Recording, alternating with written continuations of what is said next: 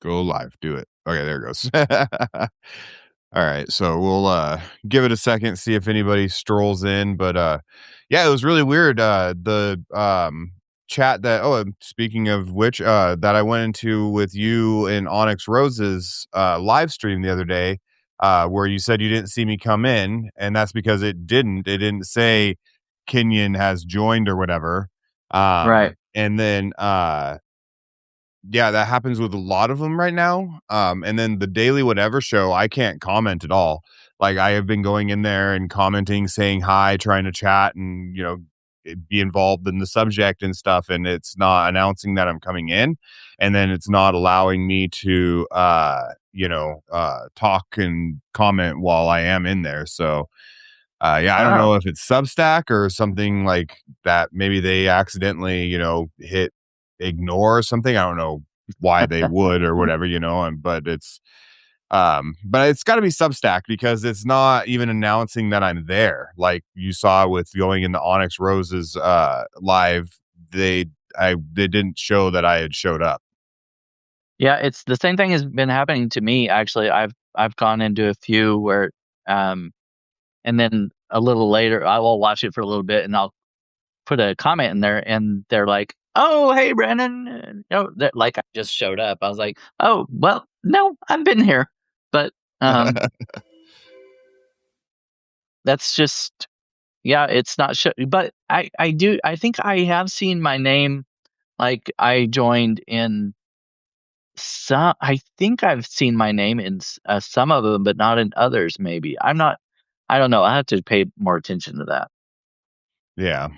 So just anybody joining and listening still, we're talking about how when you join Substack Live, sometimes it doesn't announce your arrival, and then also it doesn't allow you to comment sometimes, which is a situation I've had with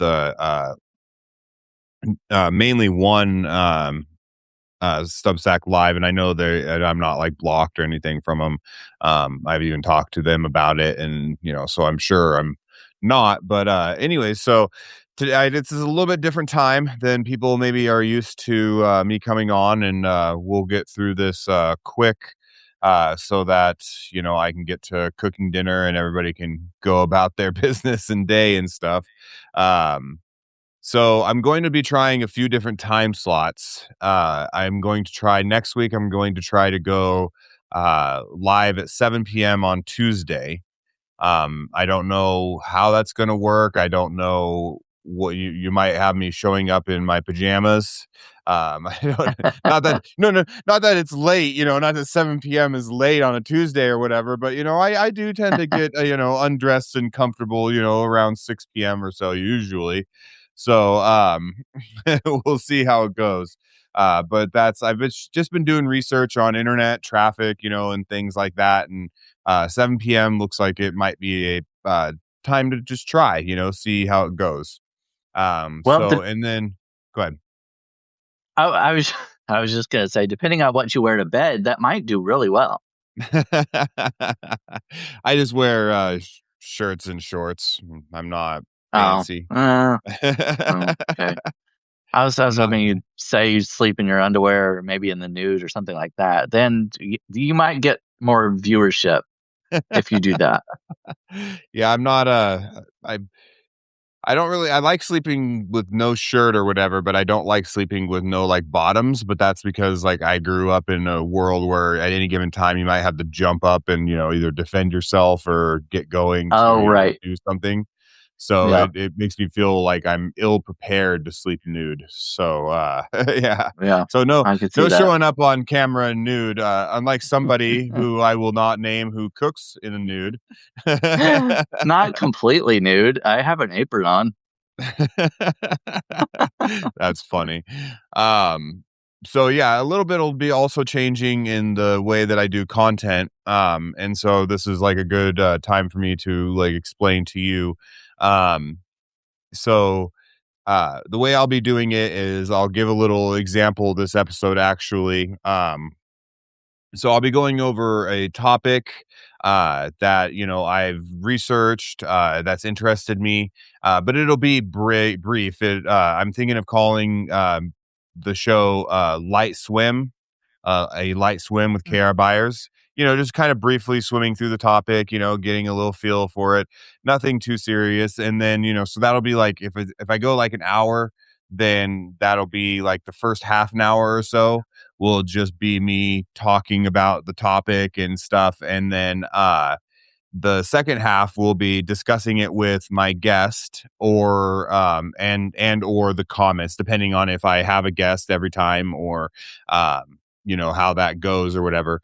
I would prefer to try to on some topics, not all topics, like um on true crime. Obviously it would be cool to eventually have like some sort of retired detective or Oh, somebody yeah. that has worked on crime scenes and can give a little bit of input, some profession like that, just to be able to chat with, get a feel for how like they would view something that happened like that, how they would go about their business. And that's going to be my goal in that regard. It's going to be tough to find those types of people, but when I have other individuals, we'll just discuss the topic in general, and then they can ask questions, and I'll try the best of my ability to answer the questions without having to look it up and sit there Yeah. googling all the information. So, for instance, something, and I was listening to a show myself, and this came up on this was the show or whatever, and I found it incredibly funny and also not funny in a dark way, but also still kind of just funny, comical to imagine having happened. So have you ever heard of the Great Molasses Flood? The Great Molasses Flood. Yeah. Okay. No, I have not. I can imagine it would be very slow, though. It wasn't. So and it was in January 15th of 1919, and about a tank that was built very poorly held about 2 million gallons of molasses, and due to the poor construction of the tank and also the hot molasses mixing with the cold molasses, it created an explosion. And as it exploded in North Boston, um, it actually ended up killing like 21 people and injuring a bunch more. It derailed like trains and, destroyed cars. And yeah, so it was like a tidal wave of molasses swept through this area of town and just absolutely wreaked havoc because of a Ah, company's shoddy construction. wow. No, I definitely have never heard of that. When did you say it was 1919 or something like that? Yeah, 1919. Huh. It was built in, it happened specifically January 15th, 1919. It was built in, 1915, I believe. And the individual who, did that, his name was Arthur Gell, and he had no experience building shit, had no right even overseeing a project like that, but he was Mm. told by the, leaders in the company that there would be a fat promotion for him if he could complete the tank by the deadline, and he did. To his credit, he completed it 3 days early, wouldn't you know? And so, yeah, molasses, man. Can you imagine? Like it was like just like swimming through like a thick sludge of this stuff that was sticky and suffocating and just absolutely an Oh, incredible thing to have happened that I'd never heard of before I was listening to that show. no, I definitely have never heard of anything like that. I thought maybe you were gonna say it maybe the phrase "slow as molasses" came from this or something like that. I mean, slow as molasses in January. It happened in January too, you said, Yeah. right? It's Yeah. kinda odd. Yeah, it is. It is kinda odd. It is, it's incredible, like, it had to have been the mixture of the, like, combustive properties from the cold and hot molasses mixing that primarily contributed to it becoming, like, a wave, but, I mean, 2 million gallons is a lot of any fluid, you know? And so, Yeah. I just cannot imagine looking up and seeing a brown tidal wave coming towards you, you know? Yeah, it would be kinda like stuck in quicksand or something like that, flowing over and almost like lava. I mean, if it was hot, I would I would think that would be even worse because it sticks to you and stuff. It was if it was like really hot and it was stuck to your skin, it would be hard to get off, quickly. Yeah, well, it impeded, once they, like, were able to get in and rescue survivors and stuff, and try to treat them because there was way more people injured than were just killed. Um, they the hospitals, like, the tires on, like, the, racks, that they run patients with from, they were getting sticky and not being able to be, like, pushed easily through the hallway. They were, like, having a Oh, trouble finding enough, like, cleaning material in order to clean off the patients in order to go in and try to do life-saving surgeries. Um, yeah, and so the company ended up there was a class action that went against them. They yeah. tried to blame it on and see if this sounds familiar. They tried to blame it on anarchists. They Oh, tried I to say it I was, thought for the liberal anarchists, the liberal anti-war anarchists had gone in and destroyed mm, this, and I thought for sure you were gonna say they were trying to blame it on the guy who made the tank, even though they forced it to get it done and all that. It's their fault for rushing it, but they're I'm sure they tried to blame it on him too, if they couldn't do anything else. well, the company almost, like, seemed to think that it was impressive that he had got it done. They didn't seem to really care that he had done it as far as I could hear and research myself. But the judge said that he was actually, like, I forget the exact way he worded it, but he basically said that the guy was, like, completely incapable and should never have been in charge of something like that. And Yeah. so, he at least had to, face the music, so to speak, at least in some capacity. They did end up getting sued for the equivalent of, like what would be now about $11 million. Mm, So, not a lot though, because it was the 21 families of the 21 people who were killed, and 20, 1 $11 million even spread, across 21 people really lowers that amount pretty quick, yeah. Yeah. So, Well, yeah. overall, it sounds like a really sticky situation. Yeah. It was I can't I honestly cannot imagine just how, like, surprised you would be by the whole thing, just, like, even the people at the hospital, all of a sudden, all these patients are being rushed in that are just covered in molasses, from head to toe, I'm sure some of them were having trouble breathing because they had, like, gotten it stuck in their nose and also, like, inhaled a bunch or, swallowed even a bunch, when they were, like, drowning in it. You know, so in order to clean it up, at first they were trying to, like, scrape it off, like, the houses, and I mean, they, like, knocked down houses, dude, like, tore houses to the ground, and, like, anyone who was stuck in, like, basement settings at that time, they just died, because the basements were filled full of, any sort of, uh, trying to think of the other, but anyways, lower levels were filled with, Yeah. the stuff, and so nobody in those levels were able to escape. Oh, yeah, you And wouldn't be able to swim out of it or anything. no, Molasses no, is thick. yeah, there's an account of, I forget the individual's name, but there was an account of, like, one individual who was able to, like, traverse it, and he started trying to save people immediately once he swam and got himself out of it and, like, found, like, a makeshift raft. Um, but yeah, just Oh, annihilated vehicles, houses, trains, um, everybody that was within, like, a certain distance from it. I mean, they died pretty much, like, on impact. Um, and yeah, so, I can yeah, imagine. just absolutely insane. I can't imagine, being like a hospital worker or something and just all of a sudden, like, I can't. Yeah. Kind of kind of sounds like something like Candyland, like traveling down a molasses river and you get stuck and you have to go back 10 spaces or something like that.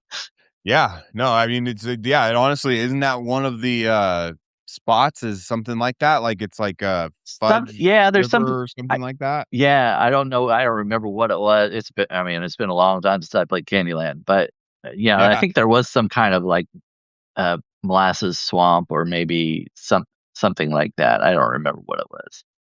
Well, maybe they got the idea for that particular token from, the actual molasses flood.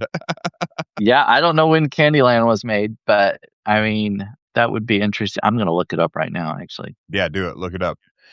So yeah, And they ended up was instead of scraping it off the streets and stuff, they ended up like having to bring in like these like special like I guess like saltwater hoses and pressure washers to use water to try to strip it off. And I mean that whole area of town was I guess just like non like it was uninhabitable for quite a while after that.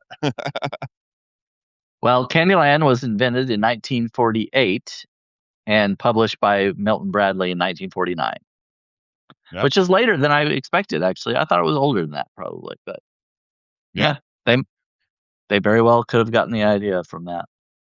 Yeah, I mean, at least some part of it may have been, inspired by those events. But yeah. So that's kind of how it'll go. I'll have like more information for deeper topics and stuff, but not a lot. I mean, that was roughly 12 minutes or so.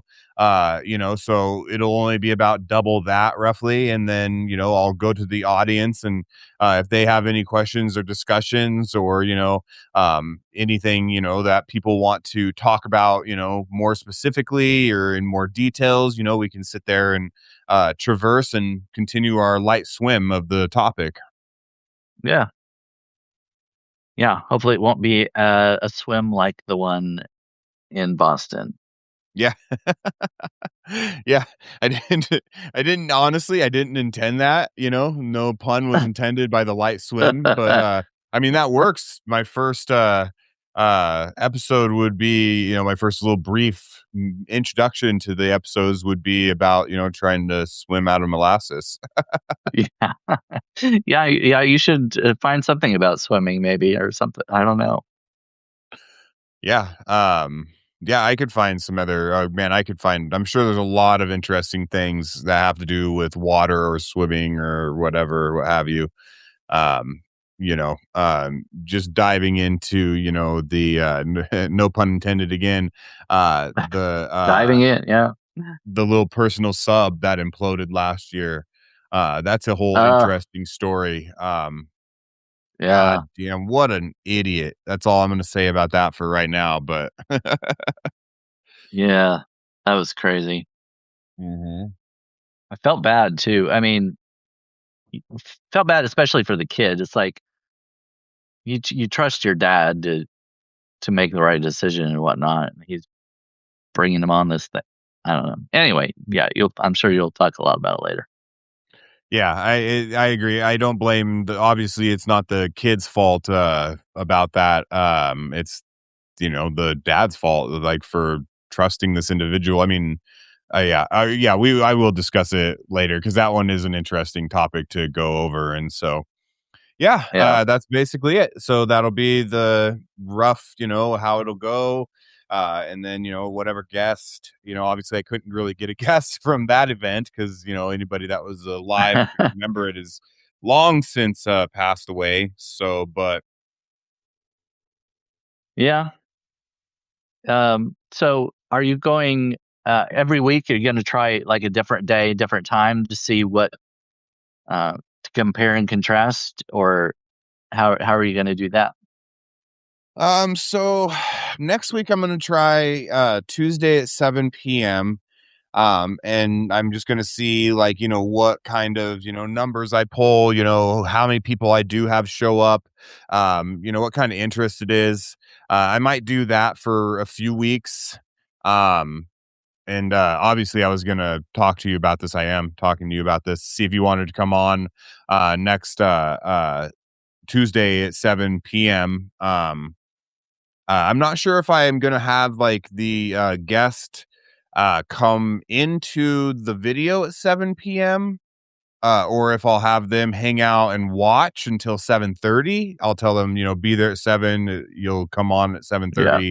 7:30. And if it's specifically intriguing or incredibly detailed, episode about something, it might go a couple episodes or it might go, an hour and a half maybe, I might do like the first, 30 minutes of discussing it and or 30 minutes or so of going over the topic and then an hour discussing it and going over. However, I'm not honestly sure. Nothing's set in stone as of right this. Well, nothing's ever really set in stone with me. So Yeah. so yeah. Okay. Yeah, that makes sense. I know like with the daily whatever, I don't know if they still do it or not, but they a lot of times they would talk for a while and then they'd have the guest on partway through the show, but um I don't honestly I don't watch it as much as I used to, so I don't know if how what their format is anymore. Yeah, the last time I was a guest on there, that's, how it went, well, so, no, the last time I was a guest on there, I do believe we started up, at the beginning of the show because Dana wasn't there, she was sick, Oh yeah. so Okay. Lawrence and I just Well, started that at the makes sense. beginning, but the time before that, um, it was a whole thing, but, the guy and I that were both guests on it, we came in, like, 15 minutes or so after the show had started, so Yeah. yeah. So, yeah. That'll be roughly what it'll be, this topic, like, I mean, that was just like one little, notebook, little thing of notes, So, I mean, that's not, yeah, obviously, like, it's not gonna take much to do more information than that. Uh, you know,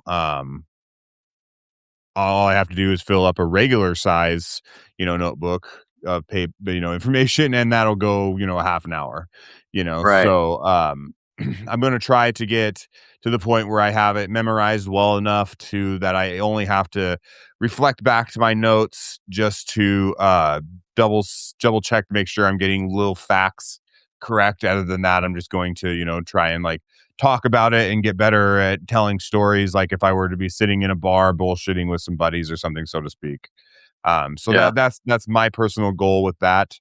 I still want to do episodes that, if I have, on a guest that no one's ever met before or whatever, for the first time, then I would love to discuss that guest instead. Yeah.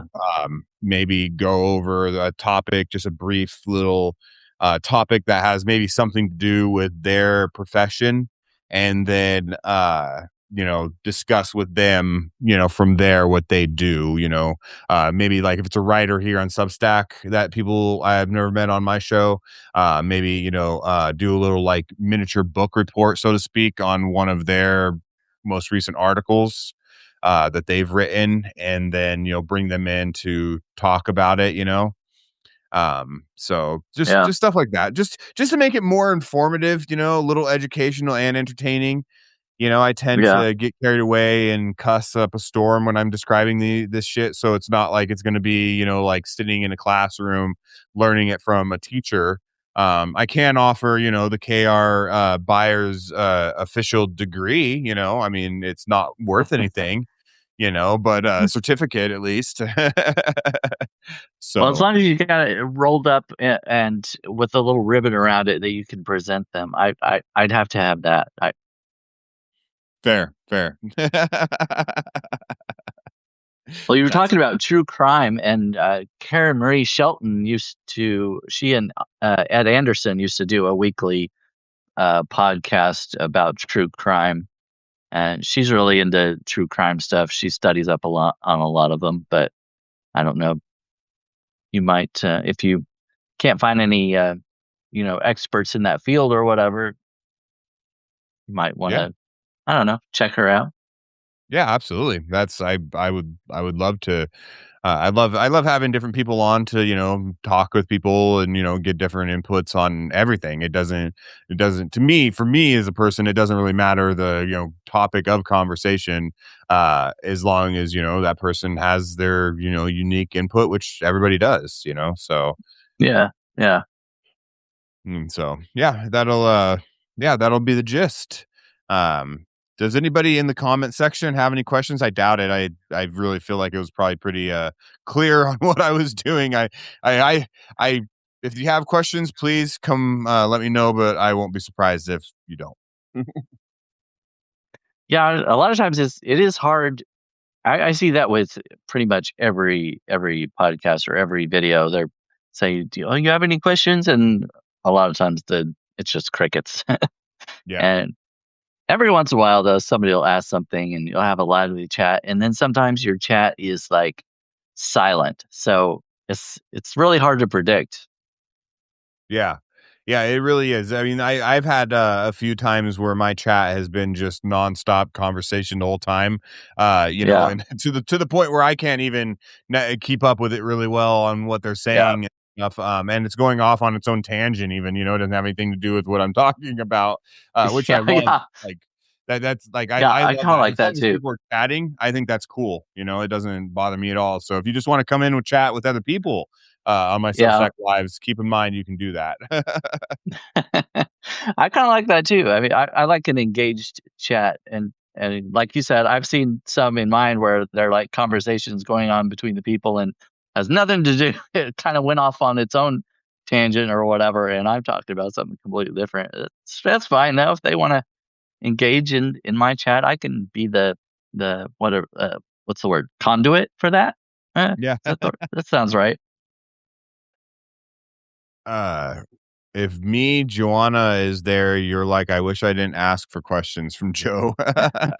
I'll never wish somebody didn't ask questions. That doesn't mean that if someone isn't asking like ridiculous questions that I won't eventually just be like, I'm going to ignore them. For Yeah. instance, I had last time I did a live with the Mouthy Renegade Writer. There was an individual who the second the live started and they came in, they started like just ranting and raving about Trump and like one of the Oh, most, I don't even remember what it was at the time. So much shit happens with that guy, but they're just going off immediately about that. And I'm like, dude, nobody's even talking about that. What are you doing? Like, nobody's yeah, replying to you. What are you even saying right now, man? Like, and then he like got all pissed off and left. So, but that type of stuff, like, it's like, I don't know, maybe you're yeah. just, having a manic day or something and, you need to get it off your chest, but that's not the kind of stuff I'm going to engage with for very long.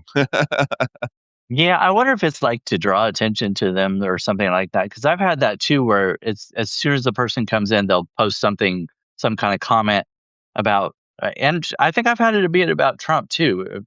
Not too long ago, there was one that just came in and just a random comment about something political or in Trump or whatever. I'm looking at, I'm like, uh, we're not that that has nothing to do with what we're talking about. So I just ignored it because I was like, okay, whatever you wanna do, but, Yeah. I mean, as long as it's not mean or degrading to the people in the chat or whatever, I'm like, "Okay, I'll just let him spout off for a minute." But if it's just, like, keeps going and going, I'm like, "Alright, you're gone." Yeah. Like, bye-bye, see you later. Yeah. Yeah, I don't think I've ever kicked anybody out of chat before. I don't even know how banned from commenting. Yeah, I guess you Yeah, can there do yeah. that. Yeah, I think Yeah, it's, not too long ago, they changed the format and stuff. Well, especially if you're on your I don't know if it's on your phone or not, but on the computer especially, there's those three dots to the side, and you can yeah. choose what to do with them or whatever. Now, I haven't had to kick anybody out of mine either or block anybody, but, um, I can't say it won't happen sometime in the future. I wonder how you unban people, though. I wonder there must be a section maybe you can go to in the I think settings? in your s yeah, I've seen it. I think it was in the settings or something. You can go and there's a blocked list or something like that, and you can, if you decide you forgive them or whatever, you can unblock them, I guess. But Yeah, yeah, I don't think I've ever blocked anybody, so but I'll have to tell, Lawrence to go check to make sure I'm not blocked from the daily whatever because it's so weird that my comments aren't even coming up because they come up on other shows, but then, like, I don't know if it's just mainly because it's not even showing that I came into that room, and I know it's not because Karen sits there and says hi to everybody as they come in, yeah, and yeah, so if she's not saying hi to me, then it's not showing that I'm there, you know? right. Yeah. So That's it. That is a good test. If she doesn't say something to you, she doesn't yeah, greet you, then you're probably invisible. yeah, But I yeah. don't That's think it was something blocked though, because I don't think you would be able to be even enter their video. I think if you're blocked, I'm not sure about that, but it's just for me. It I just says don't know. block from commenting, banned from commenting is what it says. So Oh, I you guess might be able to yeah, still go in and right. watch and respond with some hearts and stuff, but yeah, I don't think that you can comment after that. But Joe, they are Dixons. Oh, it's backwards, but yeah, they are it's Dixon brand. And oh man, there's I don't even have like any of the newer cool ones right now, man. There's some really awesome ones out there. They're my hat and my shirts are like $50 a pop. And so I'm not buying a lot of them all the time right now, you know. So is that something you get online? Yeah. Yeah, Dixon is it's a online retailer. You just go, I think it's even dixon.com. Hmm. Uh let's see here. Dixon I'm not flannel. Yep, familiar with that one. dixon.com. So yeah, if you wanted to go check them out, there's some really cool ones. It's a cool little, I think they're based in like Texas or something. I'm not entirely sure on that. I believe so though. I believe I've seen things where it says they're based in Texas. They're the type of site that gets enough traffic that like it sometimes like shuts down. You can't even get to the site to order Oh, when certain ones come out. They do core coordinated shirts with like I have one a Friday the 13th one, for instance. So it's like Friday the 13th themed and it's got like Jason's mask on the tag on the inside um oh, okay. and it's like colored like, you know, you kind of would expect like they took colors from the movie and applied them to the, you Oh, know, shirt. It's kind oh, of that's cool. kind of cool. Yeah. Huh? Yeah, I like Is them. that your favorite horror movie? No, I don't think so. I think Oh, all right. well, the old Nightmare on Elm Streets are my favorite horror movies. The remake is trash, and like I think they could have remade it without making him, you know, child predator. Um, I I mean, he was kind of, you know, in the originals, but it wasn't like they focused on that as like a major part of his personality. He was just incredibly violent person who liked to hurt kids. You know, so like there have been serial killers who are not actually sexual predators who kill because they like to kill. You know, Yeah, I mean, it's not as common, you know, necessarily, but it happens, you know. So they could have just made him a killer who liked to kill kids for some reason, man. Like they didn't have to make him a freaking pedo and fucking turning him I into didn't. Trump and shit. I didn't see the newer one. I got kind of tired of, there were several of them, and I was just like, I don't know. Yeah. I just got tired of them, and Before that kind of one, I like, used to be able to say, "Oh, I love Freddy Krueger." I don't say that anymore. yeah, yeah, yeah. Yeah, so after that, I'd have to say, God, I don't know what my favorite scary movies are. I used to just be completely infatuated by scary movies, and so now I guess my favorite scary movie is a scary movie game. It's called Dead by Daylight. So, so Dead by Daylight. I don't know that one. yeah, it's Dead by Daylight, and it's got a bunch of horror characters in it. And you can either play as the horror character or a survivor. And then you have to try to survive the horror character, or if you're the horror character, you have to try to kill the survivors. Right, right. And so the you know it's kind of like you know, like the concept of like a juggernaut in games, where one person is incredibly overpowered and then the other ones, you know, are weaker and are basically trying to, you know, survive against them. Okay. That's essentially what it is. So it's a really fun game. I'll play it for a period of time and then I get bored and move on to something else for a while, but I always come back to it. Mm. Yeah, no, I never heard of that one. I like games though. Yeah, if you have a PC that runs games, if you like PC or if you have PlayStation or Xbox or whatever, I'd look up Dead by Daylight. It's a fun game and it is incredibly like they're constantly trying to make characters that are non-gender conforming, and you get like Oh, okay. rainbow and trans flags as little things you can hang off of your belt when you're a survivor, or your the pole that you kill people on if you're a killer. It's incredibly LGBTQ friendly. That was one of the things that honestly initially like attracted me to playing the game. Um, it's because it's like it's good for everybody. It's not like Yeah. it doesn't try to forget anyone. Cater to one. Yeah. Yeah, it doesn't just cater to exactly like rednecks or, teenage boys or whatever. It's like anybody can play that and find some sort of symbol to represent them as a person. Okay. That's cool. Yeah. Yeah, it is. It's pretty cool. So, Canadian. It's a Canadian made game. So, Oh, well, that makes more sense, doesn't it? yeah. Little bit. I mean, they are a little bit cooler up there in a lot of capacities. Yeah. Yeah. Oh, speaking of Canadians, did you see that a new show came out on Netflix with Daniel Levy? Oh, I think I heard about it. What's it called? Bad Choices or something? Let me look it up.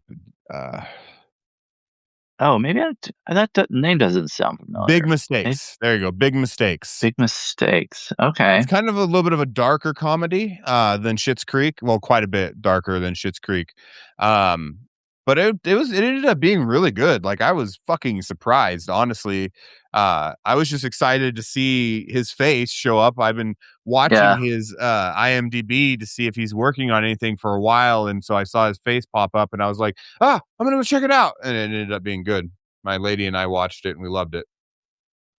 Yeah, there was I saw well, when we scroll through Netflix, the little uh ads or whatever, the screenshots. I saw one that was a movie that he was in. I think it was kind of a romantic comedy maybe or something like that. I haven't watched it yet, but it looked like it was good. But no, I haven't seen this one anywhere. I may have to check that out because he is very funny. At least Schitt's Creek, I thought he was hilarious. I mean, a Yeah, lot he's of them were. him and the actress that play his sister in that one, in Uh, Big Mistakes are fucking hilarious together. Um, yeah, so you just yeah, just seriously just check it out. It really is a good show, and I imagine the more people who watch it and it gets watched all the way through, that's how Netflix determines whether or not they'll do a second season. So okay, I hope they do a second yeah, season because it's a good one, and yeah, I'll enjoy yeah. watching I'll it. have to check it out. Hmm. I'll write it Joe down. said Joe says they're a total wimp. Ever since the early '80s Nightmare on Elm Street, I never watched a horror show. I'm a total wimp. Yeah, I I was a weird kid, man. I watched when I was like a little kid. I watched horror movies and like loved them still. And um, they weren't as scary as some of the adults I knew in real life. So they were just entertaining for me.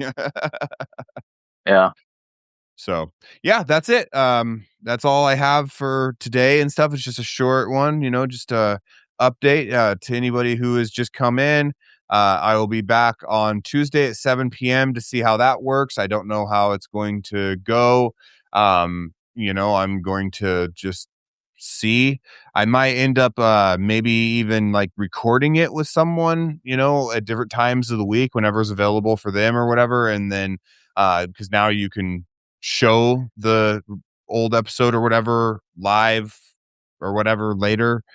So yeah, we'll yeah. You see. can do the recording studio and just and publish it whenever you want. Is that what you Yeah. mean?